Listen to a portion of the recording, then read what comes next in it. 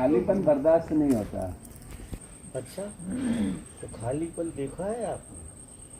तो बर्दाश्त नहीं होता। खालीपन जैसी पवित्र चीज तो दुनिया में कोई है ही नहीं। सबसे अच्छा होता है खालीपन। हाँ, पर बाबा उसको सहन करना नहीं होता है, थोड़ा सा खालीपन से डर लगता है, वो दुख पकड़ लेती है, इसलिए ऐसा मुझे मेरे लिए लगता है।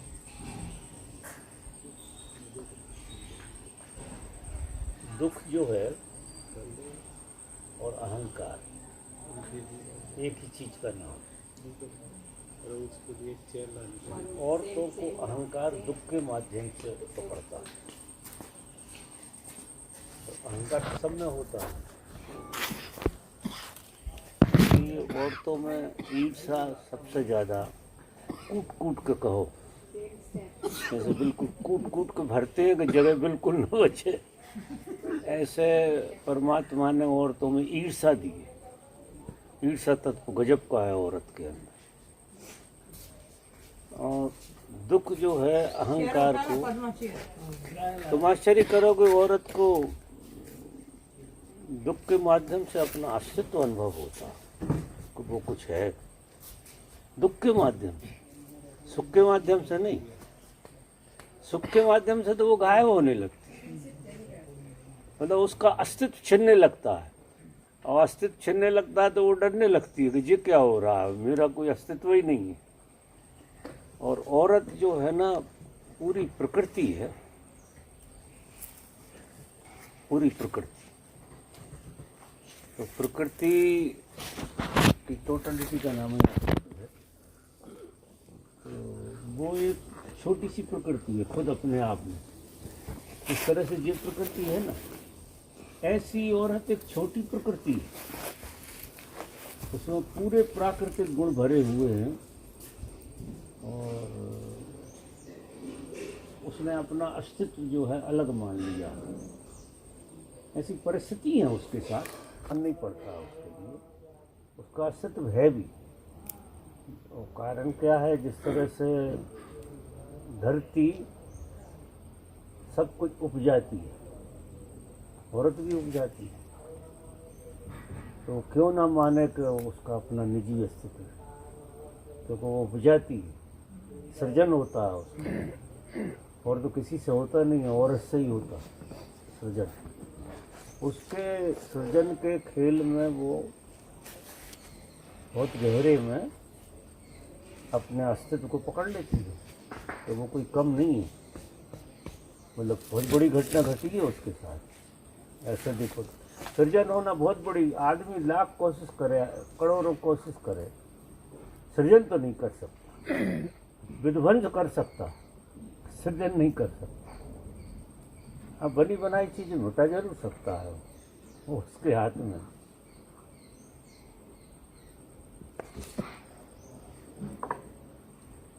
तो मेरा ऐसा मानना है। दुख, आप लोग आ गए, क्या बात है। दुख अहंकार का बोध कराता, अपने अस्तित्व का बोध कराता। इसलिए बहुत मुश्किल है औरत के अंदर से ईर्ष्या जाए, ईर्ष्या रहेगी बहुत दिनों तक। कहते तो ऐसा है शास्त्रों में कि लक्ष्मी और सरस्वती में भी झगड़े होते हैं, उनमें भी ईर्ष्या रहती है। तो जहाँ जहाँ लक्ष्मी होती है, अधिकतर औरतें बुद्धू होती हैं, और यहाँ सरस्वती होती है, वह गरीब होती है। वह लक्ष्मी साथ छोड़ कर भाग जाती है, क्योंकि दो ही एक साथ नहीं रह सकती, बड़ी समस्या है। लक्ष्मी और सरस्वती को आप एक साथ नहीं रख सकते। जिनको सरस्वती का वरदान मिला है, बस वो काम चलाऊ रहेंगे, लक्ष्मी इधर उधर रहेगी। और जिनके यहाँ लक्ष्मी का निवास है, वे इतने बुद्धू कि उन्हें एक कविता कहना तक नहीं आएगा, मतलब कुछ जानते ही नहीं है, तो उनसे सृजन होता ही नहीं है। ना कविताओं का सृजन होगा, न पेंटिंग का सर्जन होगा, न किसी चीज़ का सर्जन होगा, उनसे नहीं होगा, क्योंकि लक्ष्मी का सर्जन होगा। और आप देखो जहाँ लक्ष्मी का निवास नहीं है वहीं जो प्रतिभाएं पैदा होती हैं, पेंटिंग पैदा, ये लता बता सब गरीब घर में पैदा हुई हैं। वो तो भोसले मोसले जो सब हुए सब गरीब घर में पैदा हुई, और गजब की प्रतिभा निखरी इनकी। सबकी स्टोरी अगर निकाल के देखोगे आप तो प्रतिभा गरीबी में पैदा होती है। लक्ष्मी मतलब सरस्वती जो है ना गरीबी में निवास करती है। सरस्वती बड़ी बड़ी प्रतिभाएं पैदा, आपने देखो राष्ट्रपति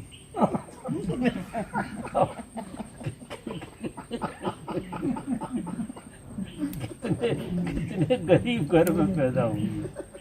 अब कोई प्रतिभा थी उसके अंदर। ऐसे यार 135 करोड़ में से राष्ट्रपति मोदी ने उसे चुना तो ऐसे ही नहीं चुना है, कारण जो उसने बनाया हो वो अलग, लेकिन मूल बात जो है ना वो तो यही है। मूल बात ये है कि कुछ सृजनात्मकता जो होती है ना वो औरतों में होती है। तो अकेली लक्ष्मी की तरफ भागना भी कोई बहुत अकलबंदी का काम नहीं है। बहुत सारी प्रतिभाएं दब जाती हैं उसमें। लक्ष्मी क्या करती है, बहुत प्रतिभाओं को दबा देती, उगड़ने ही नहीं देती। क्योंकि सरस्वती आती उसे भगा देती है, और कोई काली वाली देवी भी आए उसे ही भगा देती।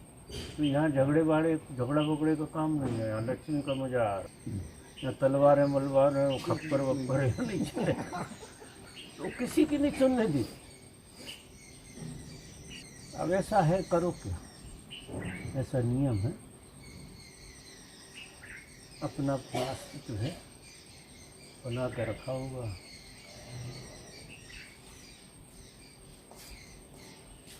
नहीं आई समझ? आई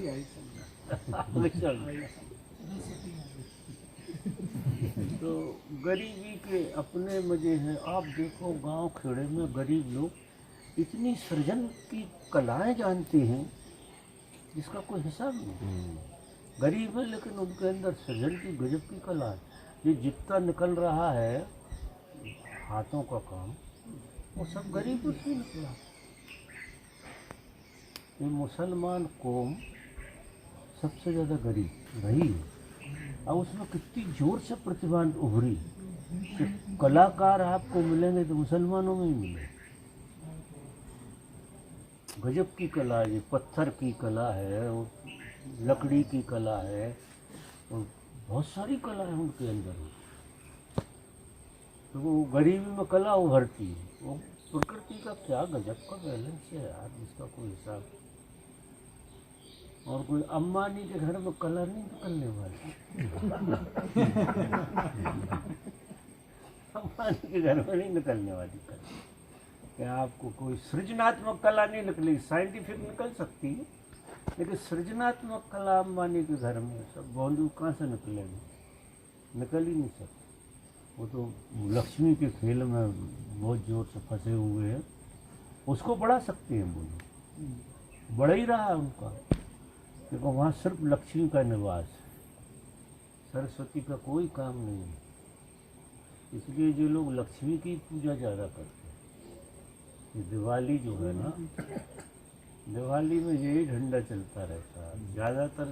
ज़्यादातर लोगों को तो लक्ष्मी की ही पूजा करना है, और किसी की करना नहीं है।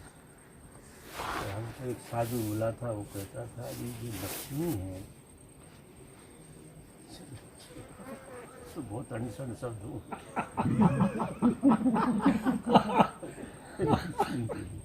इसने सत्यानाश कर दिया, इतना भ्रष्ट किया विष्णु ने और लक्ष्मी ने। पूरी मनुष्य जाति भ्रष्ट हो गई, क्योंकि इसके मध्य में लोगों ने अपनी सारी प्रतिभाओं को मार डाला। उसी के नशे में जीते रहते हैं। और एक चीज़ है, पैसा है, तो दूसरा कोना खुलता ही नहीं है उनका भीतर से। इन पर थोड़ा बहुत वो एवरेज होता है, वो इधर उधर भी देख लेते हैं बेचारे गरीब, लेकिन जरा सा ही परिधि के ऊपर गए कि बस आप सुस्त भय, फिर आपके अंदर से प्रतिभा का जन्म नहीं हो सकता।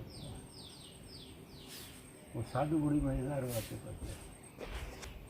वो कहते हैं, विष्णु मतलब विष्णु भगवान से कहना है। विष्णु की जो एक वृत्ति है, लक्ष्मी की जो वृत्ति है जो हमारे चित्त में बैठ गई है, वो हमें भ्रष्टाचार की तरफ ले जाती है। भ्रष्टाचार का मतलब भी क्या है कि आप परिग्रह की सोच रखते हैं, वो भ्रष्टाचार। हमेशा परिग्रह की सोच, हमेशा जोड़ने की, खर्च करने की कम और जोड़ने की सोच। तो उसको उस भाषा में वो योगी राज जो था ना, हमारा गुरु रहा है, वो कहता था कि भ्रष्ट लोग जो सिर्फ जोड़ने की सोचते रहते, दूसरी बात सोचते नहीं है। और जोड़ने की सोच ऐसी है कि बाकी प्रतिभाएं दबे नहीं। आपके अंदर जो इतनी प्रतिभाएं हैं जिसका कोई हिसाब नहीं। कलात्मक, वो कलात्मक प्रतिभा नहीं आ सकती। वो जोड़ने की प्रतिभा में आपने सारी ऊर्जा लगा दी, सोच, उठना बैठना। क्योंकि आदमी जो सोचता है वही होता है। आज भगवान ने एक बात कही थी कि मुकद्दर जैसी कोई चीज़ नहीं है। आज लेक्चर में तुमने सुना होगा, बड़ी अच्छी ढूंढ कर लाते हैं, मज़ेदार सूत्र लाते हैं कि मुकद्दर जैसी कोई चीज़ नहीं। क्योंकि यदि मुकद्दर है तो तुम फिर तुम किसी काम के नहीं। और तुम्हें परमात्मा ने स्वतंत्रता दी है। माने परमात्मा मनुष्य के अंदर बड़ी स्वतंत्रता लेकर प्रकट हुआ, बड़ी स्वतंत्रता, चहुमुखी विकास है। आप चाहें जिस तरफ ऊर्जा को लगा लें, और जो आप सोचेंगे वो आप होते जाएं। अच्छे बहुत गहरे भाव से हम पैसे के बारे में सोचेंगे, लक्ष्मी की पूजा करेंगे और पैसे के बारे में सोचेंगे। लक्ष्मी की पूजा करने में पैसे के बारे में सोचना तो कई बात एक ही माया है। तो जिस चीज़ के बारे में भी आप सोचोगे वो आप होते चले जाओ। अगर आपको क्रिमिनल है ना, तो क्रिमिनल लॉजी पहले माइंड में लाना पड़ेगा। माइंड में आप क्रिमिनोलॉजी को धीरे धीरे लाओगे तो वो प्रकट होगी। फिर ऐसे साधन मिलने लगते हैं, ऐसे दोस्त मिलने लगते हैं और खेल चालू हो जाता है। गजब का खेल है। तो जैसा सोचो, इसलिए आदमी को बहुत अच्छा सोचना चाहिए। क्योंकि सोच सबसे बड़ी ताकतवर चीज़ है हमारे पास। हमारे पास परमात्मा ने अगर कोई शक्ति, किसी महान शक्ति का है दी है, वो सोच, विचार, सोच और विचार। सोच, विचार, वही विचार, राइट थिंकिंग बाबा, right thinking, right thinking, right thinking, उसे राइट थिंकिंग कह सकते हैं। थॉट अलग चीज है। Thought is not good thing, thought नहीं। विचार जो है ना बहुत अलग चीज है, और थॉट बिल्कुल, हमें लगते दोनों एक से। थॉट तो रिपीटेशन है और विचार नया पैदा होता है, नए नए को जन्म देता है। विचार में से विचार पैदा होता है, एक विचार से दूसरा विचार पैदा होता है। वो एक तरह का वो भी सृजन है। वो आपके भीतर की प्रतिभा उघड़ रही है। विचारशील आदमी बुरा नहीं होता, बहुत अच्छा होता है। लेकिन बुद्धू लोग जो होते हैं ना, वो विचार करना नहीं आता उनको, वे थॉट में लगे रहते हैं, वो गड़क लगाते रहते हैं।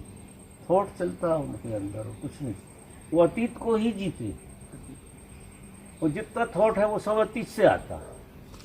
थोड़ा बहुत भविष्य तो विचार से आता है। थोड़ा बहुत भविष्य जो है उसमें विचार छलांग लगा सकता है, लेकिन थॉट में विचार छलांग नहीं लगा सकता, क्योंकि मरी हुई चीज है थॉट, बिल्कुल मरी हुई। और हम 90% 95% थॉट को जीते हैं, विचार को नहीं जीते। और कई बुद्धुओं को तो पता भी नहीं है कि विचार और थॉट अलग अलग होते हैं। वे विचार एक थॉट समझते, थॉट एक विचार समझते हैं, ऐसे समझ। इतनी भी प्रतिभा नहीं है कि हम ये समझ सकेंगे विचार कहाँ से शुरू होता है और थॉट का अंत कहाँ होता है। तो अधिकतर तुम देखना एडवेंचर में विचार पैदा होता है, थॉट पैदा नहीं होता। एडवेंचर जो होता है ना, उसमें आप विचारशील हो जाएंगे, उसमें तुरंत निर्णय करना पड़ेगा, तुरंत का तुरंत। कोई मुसीबत आ गई है आपके ऊपर, तो आपकी प्रतिभा में तुरंत वो चीज क्लिक करेगी बहुत जोर से, और वो इतना, उसकी क्रिया भी तुरंत हो जाएगी। विचार कौंधेगा और क्रिया में, क्योंकि बिना विचार के आप क्रिया नहीं कर सकते। क्रिया होती विचार के कारण, कोई क्रिया नहीं, आप इवन एक कदम नहीं रख सकते बिना विचार के। आदमी होता ही नहीं है। बिना विचार की सिर्फ एक अवस्था बनती है जहाँ क्रिया नहीं होती, लेकिन जब क्रिया नहीं होते वहाँ तुम भी नहीं होते, वहाँ अस्तित्व होता है।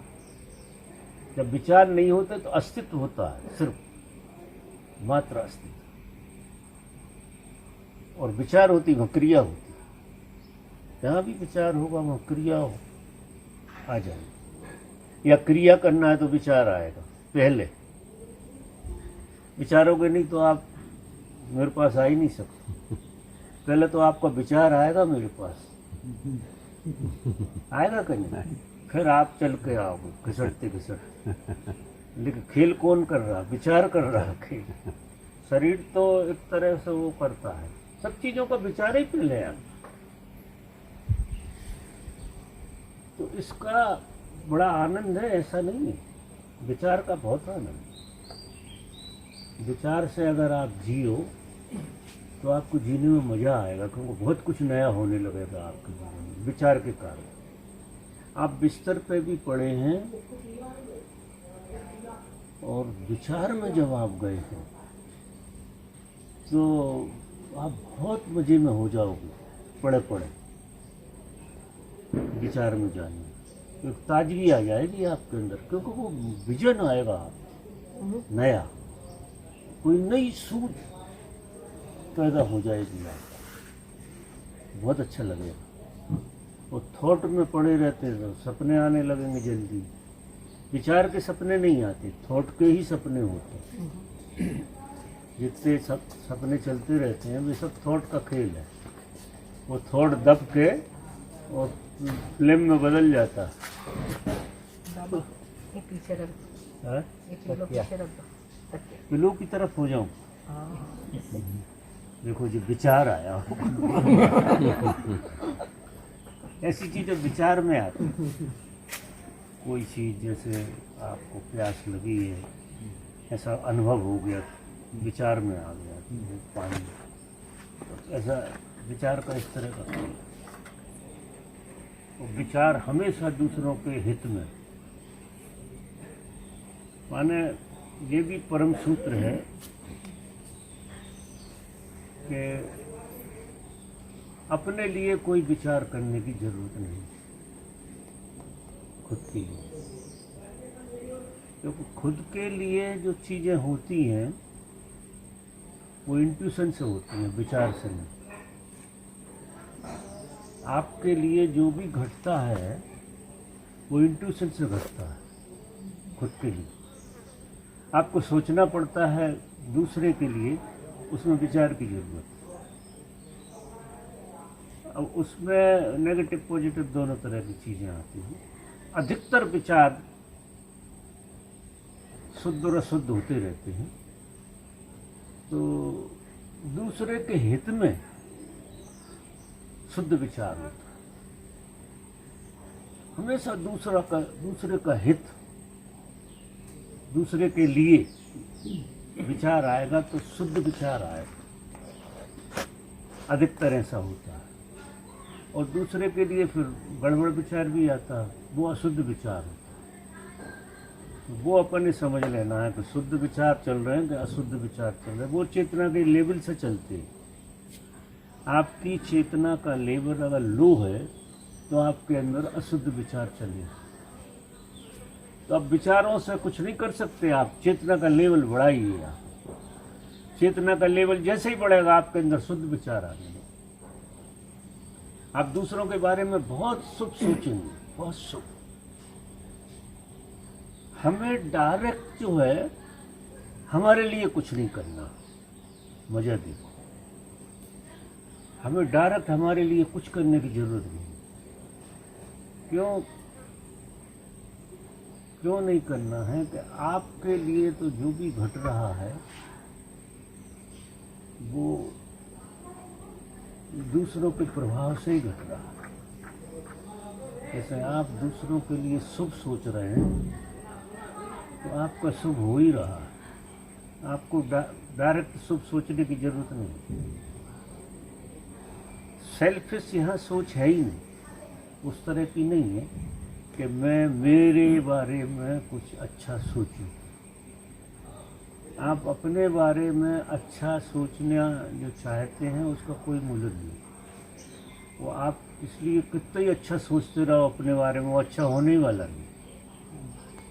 सोचते रहो वो अच्छा नहीं होगा। जब आप जो परम सूत्रों में से जब आप दूसरे के बारे में अच्छा सोचते हैं तो आपका अच्छा हो जाता है, गजब का अच्छा होता है आपको। अच्छा, प्रसन्नता जिसे कहते हैं वो खुद के बारे में अच्छा सोचने से नहीं आती प्रसन्नता, और दूसरे के बारे में अच्छा सोचते हैं तो गजब की प्रसन्नता पैदा होती है। ये बहुत बारीक सूत्र है, से अच्छी बारीकी से पकड़ कर देखना कि जब तुम दूसरे के बारे में बहुत अच्छा सोच रहे हो तो एक प्रसन्नता की लहर, क्योंकि प्रकृति नगद काम करती है लेकिन इस ढंग से करती है, रहस्य में खेल है प्रकृति। आप अपने बारे में अच्छा सोचने की कोशिश करते हैं, आप बेरंग पड़े रहेंगे, कुछ नहीं होने वाला। और दूसरे के बारे में अच्छा करने की आप सोचेंगे, अच्छे भाव सोचेंगे, उनका परिणाम उसका जो हो तुम्हारा हो गया। मजा तो ये देखो, सामने वाले का जो भी हुआ नहीं हुआ, आपने तो विचार ही किया था, लेकिन इस विचार से आपको लाभ हो गया, आपको मजे आ गए एकदम। आपको किसी का आप देखो, मैं अनुभव करता हूँ, कभी मूवी देखता हूँ तो कोई किसी की हेल्प करता है मूवी में, आप लोगों को भी लगता होगा, मुझे तो बहुत लगता है। कोई किसी की हेल्प करता मूवी में तो आपको तब मजा आ जाता, आता है कि नहीं? कोई किसी की वो मदद करता है, बिल्कुल एन मौके पे आकर कोई मदद करता है तो आपके आंसू आ सकते हैं, आपको इतना अच्छा लग सकता है। क्योंकि अच्छा लगने का तरीका ही ये है कि दूसरे का हित देखना, दूसरे के हित में सोचना, ये तो मूवी की बात है। और जब आप अच्छा सोचते हैं, वो तो देख रहे थे आप, दूर की बात, लेकिन उसके भी परिणाम आते हैं कि जब कोई अच्छा कर रहा हो किसी के लिए तो आपको बहुत भीतर से आप मन हृदय पे आ जाती है। ऐसे समझिए कि दूसरे का अच्छा देखने से आपका हृदय खुलता, और अपना अच्छा सोचने में खोपड़ी से नीचे जाते ही नहीं है, टंगा रहता है ये, वो हृदय को छू नहीं पाता। अपना अच्छा सोचना यहाँ से नीचे नहीं जाता, उसकी जरूरत नहीं है। और हम हमेशा अपने बारे में अच्छा सोचने की कोशिश करते हैं, मेरा ऐसा हो जाए, वैसा हो जाए, वैसा। ये जीवन का गणित ही नहीं है, जीवन का गणित कुछ और है। अजय जीवन इतना रहस्यमय और पेचीदा है कि सीधा सीधा पकड़ में आता नहीं है लोगों को। सोच में तक नहीं आता सीधा सीधा, इतनी भूल भुलैया में जी रहा आदमी जिसका वो हिसाब, उसे ऐसा लगता है कि ऐसा है गणित, अगर ऐसा गणित है तो हल हो गया होता। ऐसा गणित है, वो गणित घूम के होते हैं, हर चीज मतलब ऐसी है, बाईपास है, सीधी सीधी है। नहीं हम क्या चाहते हैं सब सीधा सीधा मिल जाए। कारण क्या है, यहाँ परस्पर तंत्रता है, यहाँ हम सब एक दूसरे की से जुड़े हुए हैं, यहाँ इंडिविजुअल जैसा कुछ है ही नहीं। अब कैसे काम चलाओगे आप, इंडिविजुअल हुए कि गए। आप इंडिविजुअल होना है यानी अहंकारी होना। इंडिविजुअल जो आप जितना काट के रखो अपने को, जितने लोगों से छूट के रखो, जड़ हो जाओगे और कुछ नहीं होगा। हम तो भैया साधना कर रहे हैं, वो वहाँ किसी से बात नहीं तो पढ़े रहो एक जड़ता में, एक जड़ता पकड़ेगी। और समझ का बहुत बड़ा खेल है, हम तो धर्म को समझ का खेल से, चीज़ें जो ऐसी हैं ना उनको वैसी समझ लेना, एज इट इज। अब वो एज इट इज व्यवहार में है नहीं, व्यवहार में नहीं होती। व्यवहार में चीज़ें जो तुम सोच रहे हो वो होती, क्योंकि तुमने सीखा तो व्यवहार वाले जगत से है, और व्यवहार वाला जगत जैसा चल रहा वो सेल्फिश चल रहा। तो हम आए तो जानवरों से है ना, वो जानवर हमेशा अपने बारे में सोचता है, जानवर कभी दूसरे के बारे में नहीं सोचता, वो तो अपना पेट भरने की सोचता रहता, सुबह से शाम तक तो मेरा पेट भरता। अच्छा, लोगों को आनंद भी क्यों नहीं घट रहा, मस्ती भी क्यों नहीं घट रही, कि वे खुद मस्त होना चाहते, उन्हें ये लगता है हम आनंद में हो जाए। अब ये सूत्र ही गलत है। सर्वे भवन्ति सुखना, जब तक सबके सुख की कामना से आप नहीं भरते तब तक आप सुखी नहीं हो सकते। और चाहे हम सुखी हों चाहे ना हो, लेकिन सबके सुख की तो नहीं सोचें, ऐसा हमने तय कर रखा है। हम चाहे खुद सुखी ना हो लेकिन दूसरे के सुख की तो हम नहीं सोचने वाले। फुर्सत का है दूसरे के सुख की सोचो, वे तो मरे जब मर रहे हैं। अब वे मरे ऐसा सोच के तुम भी मर रहे हो, तुम्हें पता ही नहीं है जुड़ा हुआ है। असली में ये मामला पता नहीं लग रहा है। जैसे एक थोड़ी सी बात होती है कि एक परिवार होता है,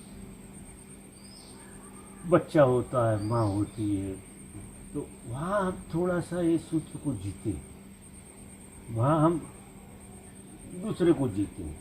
आखिर वो दूसरे को जीना मोह बस होता है, प्रेम बस नहीं होता, मोह बस होता है कि हम बेटे के बारे में सोचते हैं, पत्नी के बारे में सोचते हैं, बच्चों के बारे में सोचते हैं, तो थोड़ी बहुत गिल्म आती भी है उसमें। लेकिन वो क्या होती है कि वो जैसे खाई होती है और पहाड़ होता है, ऐसा खेल हो जाता है।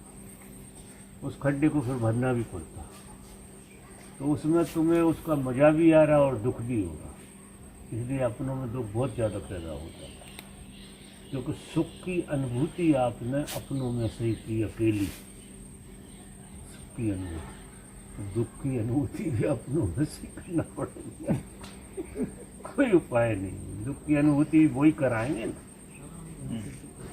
और यहाँ जो है ना दूसरों के साथ जो खेल होता है, वो तुमने इस कामना से काम ही नहीं किया था कि तुम्हें सुख की अनुभूति, वो तो सुख उतर जाता है, ऐसा सोच के थोड़ी किया था। सोच के करे तो गड़बड़ हो गई ना, है? सोच के किया अगर नहीं, सोच से हो गई नहीं, वो तो खोपड़े में रह जाए। हाँ, वो तो सुख नहीं लाया। नहीं नहीं, वो तो तुम कर भी लोगे और मजा भी नहीं आएगा, दो ही काम हो जाए, लुट भी गए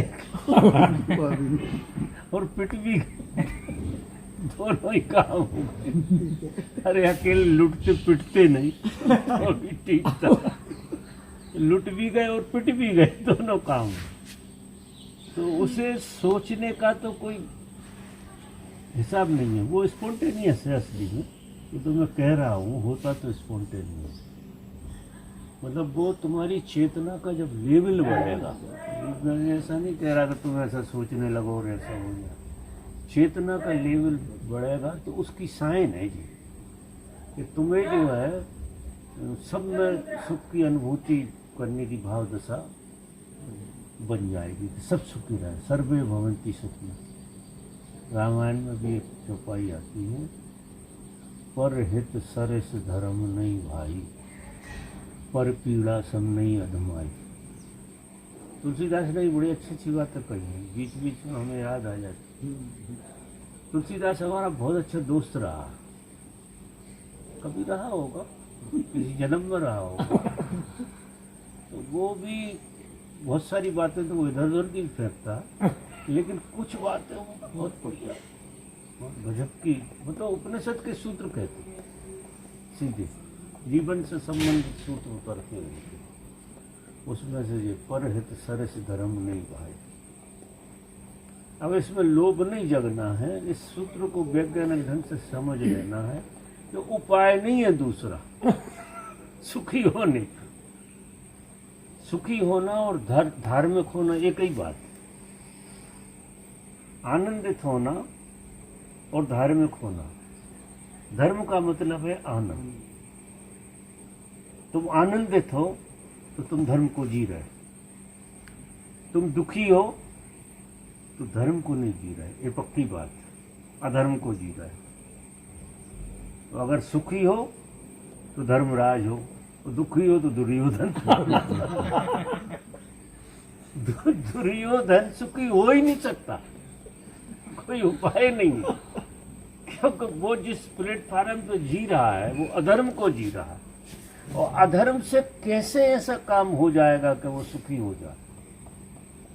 न वो दूसरे सुखी रहने दिया उसने, खुद सुखी हुआ, दूसरों ही बहुत सताया, अपने नज़दीक से नज़दीक लोगों को सताता था वो, क्योंकि वो अधम था, अधम वृत्ति का आदमी था। तो अधम वृत्ति के लोगों को तो वो उसी तरह से बताया महाभारत में, मतलब वो सारा विस्तार महाभारत का देखो तो बड़ा मज़ेदार है, बहुत बढ़िया चीज़ है। तो बाबा चेतना की ऊंचाई जाने की, हैं? चेतना में ऊंचाई आए, चेतना में ऊंचाई, ऊंचाई चेतना को लाना। ऊंची करनी है। हाँ, कॉन्शियसनेस। और उसका उपाय है ध्यान, ध्यान, एकमात्र उपाय। ध्यान अकेला नहीं, सजगता से जीना। अकेला ध्यान नहीं कि तुम अकेले रगड़क लगा दो, दान में कर लिया, उसका परिणाम तो सजगता होता है ना।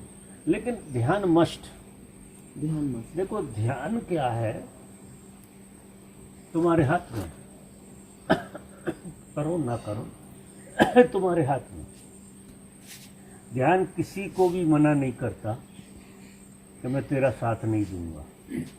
कोई भी मूड से मूड, अधम से अधम, पापी से पापी, कोई भी करते हैं, उसके लिए धार्मिक अधार्मिक होने की जरूरत नहीं है।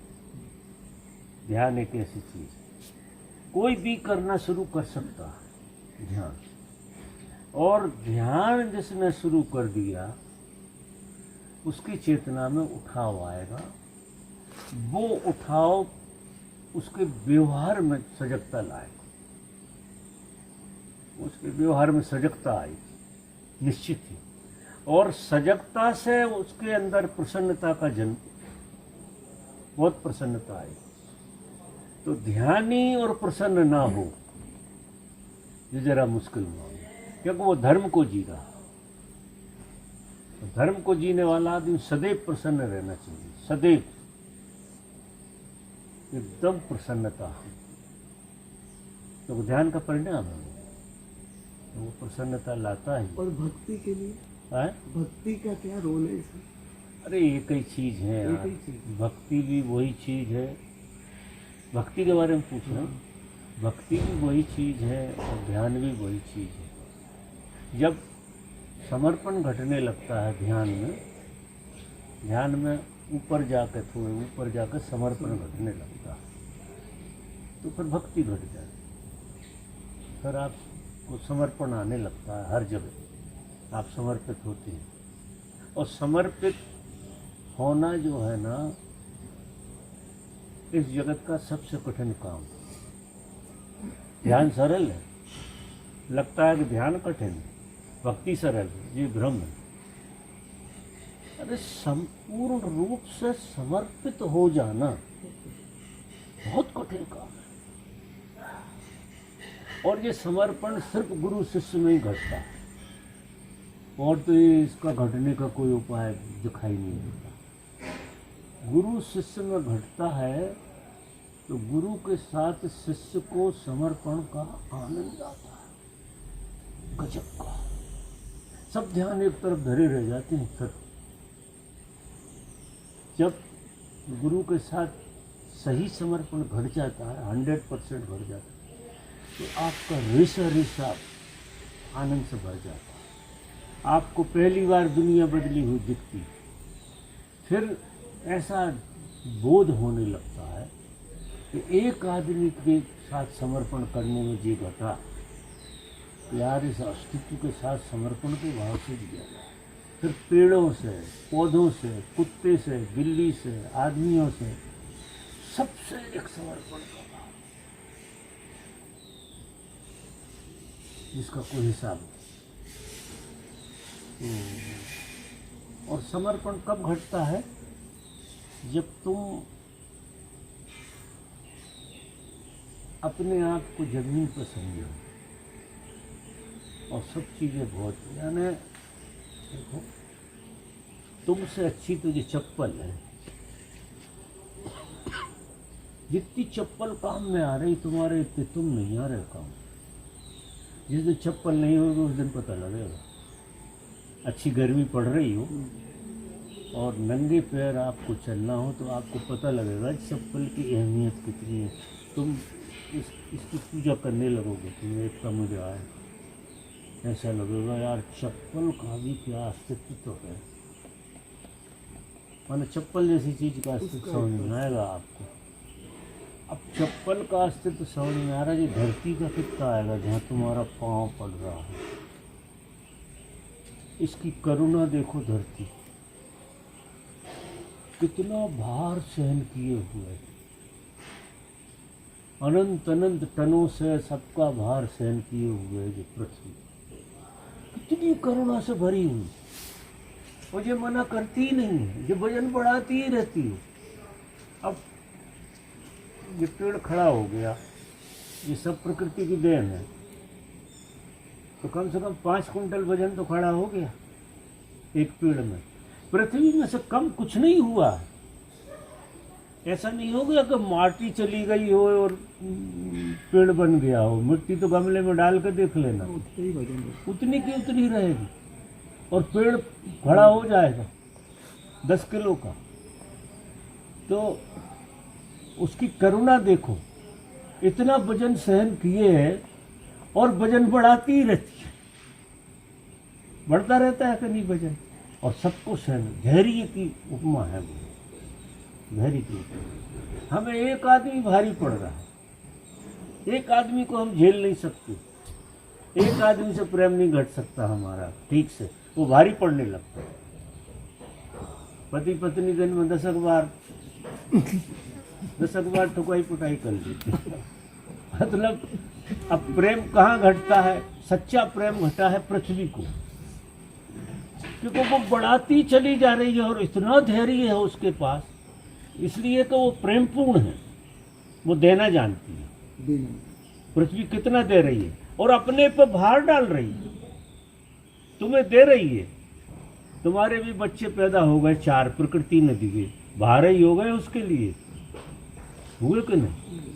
वजन तो बढ़ा ही 2 है, 4 नहीं है तुम्हारे। बाबा वजन भी बढ़ाया और जिंदगी भर खिलाएगी उनको, अन्न देगी, जिंदगी भर खिलाएगी भी उनको। हाँ, पृथ्वी जिंदगी भर अन्न देगी, पानी देगी। कितना पैदा कर रही है, कितना वो बच्चों के लिए वो देगी। जरा अंदाज लगाओ, अगर इस विज्ञान को खोलो तो तुम रोज पृथ्वी के पैर नहीं छूओगे। तो कितनी करुणा है यार उसकी, तो तुम्हारा दिल नहीं करेगा कि पृथ्वी को नमस्कार किया जाए।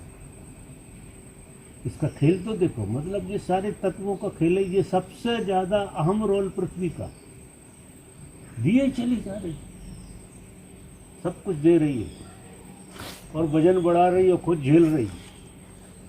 वजह देख, इसी तरीके से जब आपके अंदर वो आने लगती है क्षमता पृथ्वी जैसी धैर्य, तो आप भी लोगों का वजन लेने लगते, बहुत लोगों का वजन आप लेते हैं और प्रसन्न रहते हैं, क्योंकि सब आपसे ही तो पैदा हो रहा है। अब पृथ्वी प्रेम क्यों कर रही, सब उसी से पैदा हो रहा है, उसके बाहर तो कुछ पैदा नहीं हुआ। ये जितना भी आपको दिखाई दे रहा है, ये सब आपसे ही तो पैदा हो रहा है।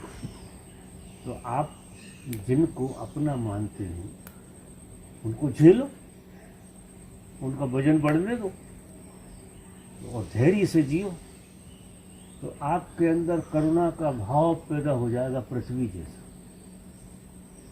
क्योंकि हम में परमात्मा न घटने का मूल कारण यही है कि हम में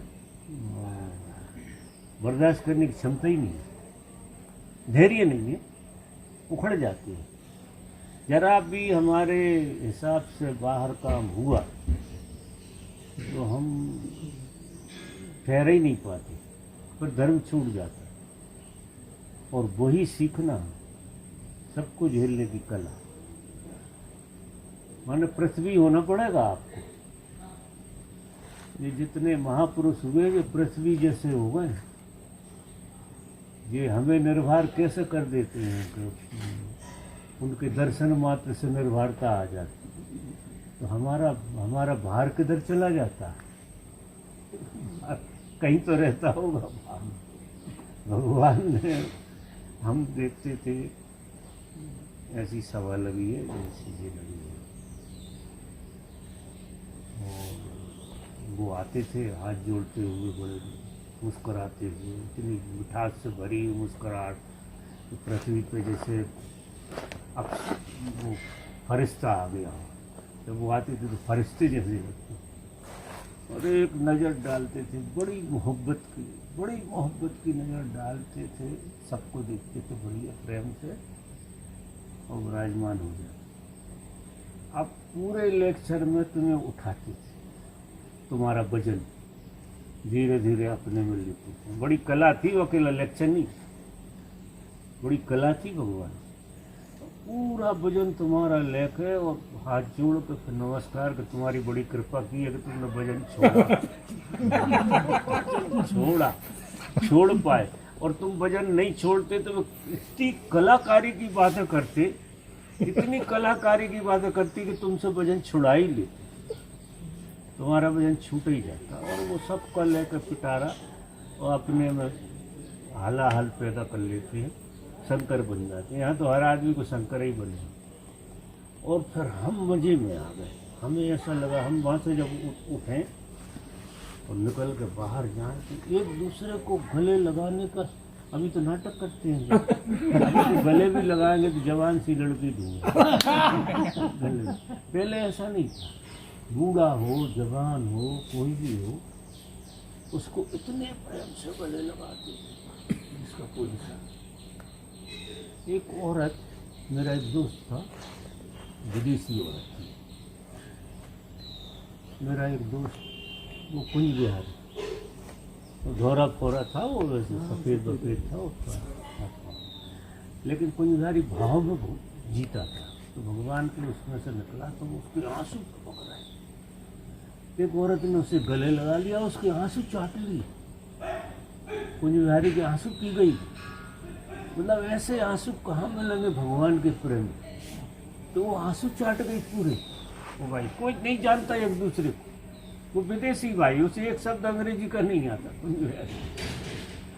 इतना प्रेम, भगवान प्रेम के अवतार थे, उनने इतना प्रेम बांटा जिसका कोई हिसाब नहीं। अभी नाटक चालू हुआ, वो नाटक तो चालू होता ही है, सदगुरु चले जाते हैं, कितनी कोशिश करे कोई, फिर कितनी कोशिश करे, वो तो जो इसमें बच जाए वो बहादुर, नहीं हवा में ही बह जा, यह हवा इतनी खतरनाक है, इसमें सब बह जाते।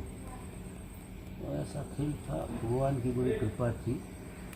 और वो पृथ्वी का रूप धारण किए हुए सबको झेल झाल के अपने कमरे में जाकर पचा दिया। दूसरे दिन फिर तैयारी, थके बिल्कुल नहीं, एक दिन का गैप नहीं, बड़ी मुश्किल से रुकते थे, दे लिया थे। तो आखिरी में शरीर जवाब दे दिया था, तो फिर आना बंद हो गया। तू कब जुड़ी थी? नहीं थी हाँ? 3 महीने पहले उनके यही बताया। कब जुड़े थे आप लोग? भगवान ने शरीर छोड़ा उसके 6 महीने पहले। 6 महीने पहले जाने के, भगवान के जाने के 6 महीने पहले। सब 6 महीने पहले 6 जुड़े। महीने पहले उनको देखा हम लोगों ने, जुड़े तो थे वो, आपसे जुड़ गए थे पहले। हाँ, हमसे तो पहले से जुड़े। और पढ़ती थी मैं खूब, मैंने इनको बोली मेरे को दिखा दो यार कौन है ये। तो घर से झूठ वूठ बोल बाल के बच्चे लेके गए थे, और भगवान दोनों दिन आए जगह फिर भी दर्शन तो हुए। दर्शन। आते थे वाइट रोड में। दर्शन तो दिव्या को भी हुए हैं, 2-3 बार दर्शन हुए। दर्शन जो हुए। इतना सौभाग्य तो रहा। बाबा विचार के बारे में जो कह रहे थे, हैं? विचार के बारे में जो कह रहे थे बाबा, वो विचार जो होते हैं तो कभी खुद के भी होते हैं और कभी दूसरों के भी होते हैं, तो उसमें थोड़ा कंफ्यूजन होता है। जो दूसरों के होते हैं वो थॉट होते हैं, और जो खुद के होते हैं वो विचार होते हैं। ये भेद। दूसरे के बारे में जैसा ही दूसरा आया सोचने में, तो जो दूसरे का विचार है वो थॉट है आपका, और वो रिपीट जैसा होता होगा, ताज़ा नहीं होता होगा, रिपीट जैसा होता है। विचार एक तरह का इंट्यूशन है, हमारे भीतर जो पैदा होता है वो एक तरह का इंट्यूशन। विचारना शक्ति जो है ना, विचारना शक्ति हमारी सबसे ज़्यादा ताकतवर चीज़ है, विचारना शक्ति। और कितनी विचारना है हमारे अंदर, ये शक्ति सबसे ज़्यादा है हमारे अंदर। यानी अगर इसको शार्प कर ले कोई आदमी और पवित्र कर ले, तो जो विचार हो वो ही हो जाए।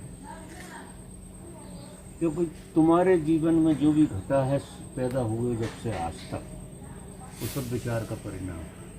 तुम्हारे ही विचार, तुम्हारे ही विचार के कारण तुम जन्म लिए, गर्भ में आए। तुम्हारा जन्म भी विचार की देन है। तुम जन्म लेना चाहते थे, जो इतना स्ट्रांग विचार था, इसलिए तुम्हारा जन्म हो। अगर इस जीवन में तुम्हारा विचार इतना स्ट्रांग हो जाए कि तुम्हें मुक्त होना, मोक्ष में जाना है, तो तुम मोक्ष में चले जाओ।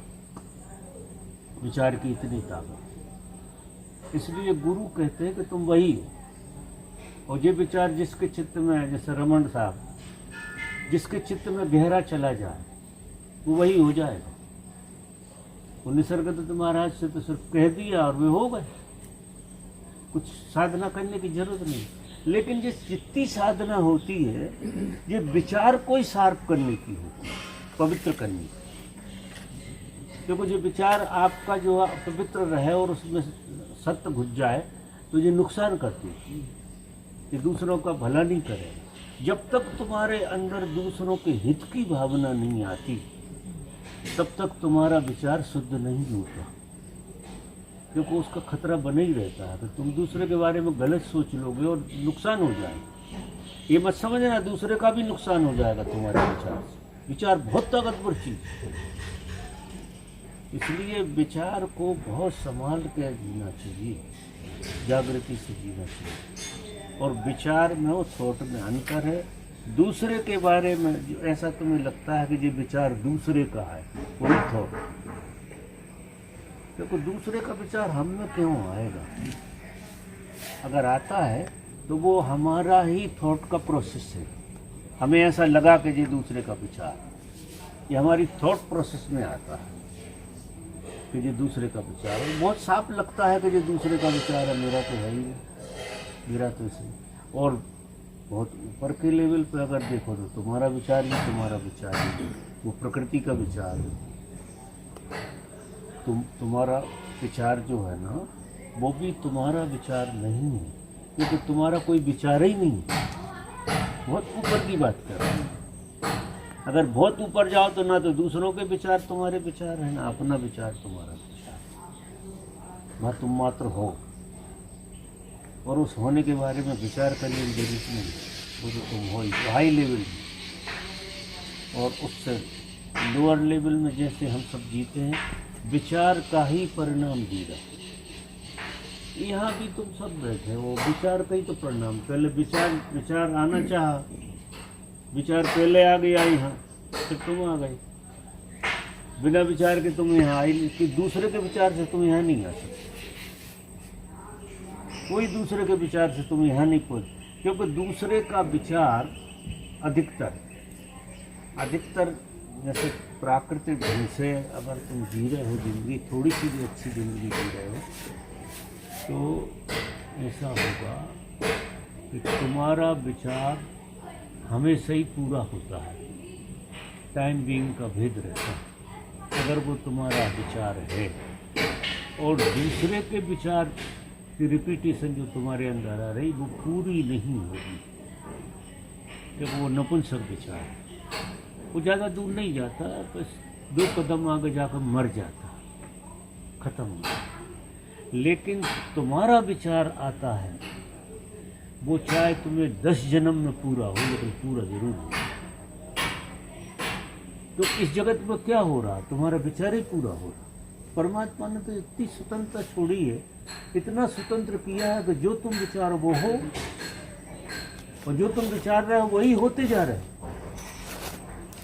तुमने ही मांगा था, लोग जेल चले जाते हैं, उनका विचार होता, उनसे क्राइम घट जाता और उनकी हालत खराब हो जाती, वो उनका ही विचार था।